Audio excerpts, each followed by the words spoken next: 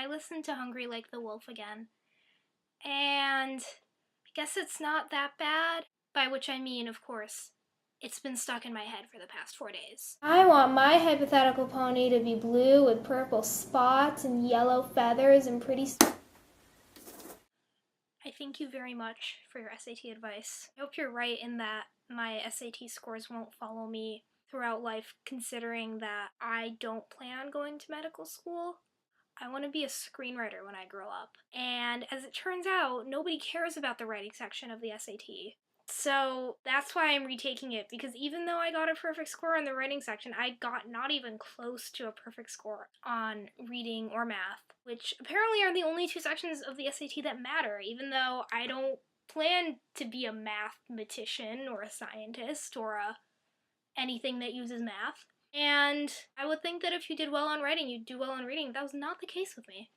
So hopefully I do better on October 9th, which is when I retake my SAT. Today, we are going to look through some of my old things from middle school. Yeah! I haven't done this gesture in a while.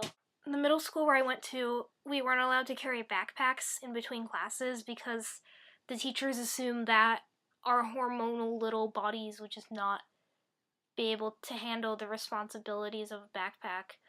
So instead we would carry around these things, which are kind of like bags, except you hold them.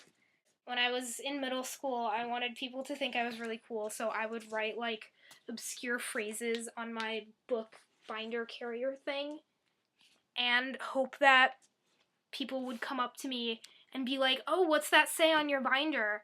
And I'd be like, oh, that's an inside joke with my friends that you wouldn't understand, or that's some obscure lyric from a band that you've never heard of. Right here just says turtle operation. I have no idea what that means. It says, writing on your binder is fun, but it won't save you any money on car insurance. And I was like, yeah, no one would ever understand that reference. I'm cool. What? Let's see what's inside. I got my English notebook.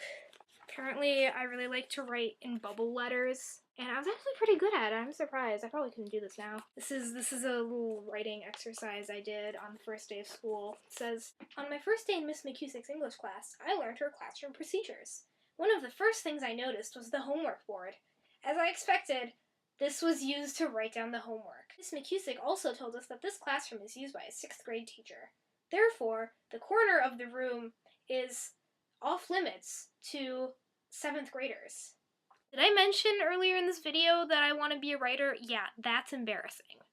Yeah, this notebook doesn't exactly scream future career in writing. Of is a preposition. It is not a verb. Did I not know that in 7th grade? The subject of a sentence tells who or what the sentence is about. I invented a language in 7th grade. The basic concept of the language is that you take a regular QWERTY keyboard and fold it over on itself so that it's the mirror image of itself, and then you type on it as you would a normal keyboard, if that makes any sense. I don't really know what this is all about. There's a pretty detailed picture of a fish tank here. Then there's some equations on top, and it just says, fish! Fish! Fish! And then there's more equations on the bottom. I don't know what that's all about.